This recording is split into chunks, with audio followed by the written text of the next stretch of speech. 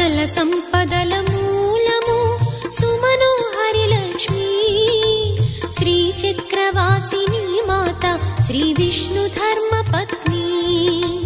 తనని నమ్మిన భక్తులకు దరిద్రమును బాపు కొలిచెడి వనితల కొంగులలో బంగారము నింపు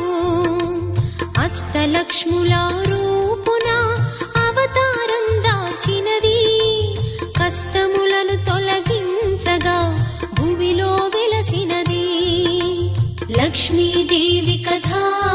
శ్రీ లక్ష్మీదేవి కథా లక్ష్మీదేవి కథా శ్రీ లక్ష్మీదేవి కథా।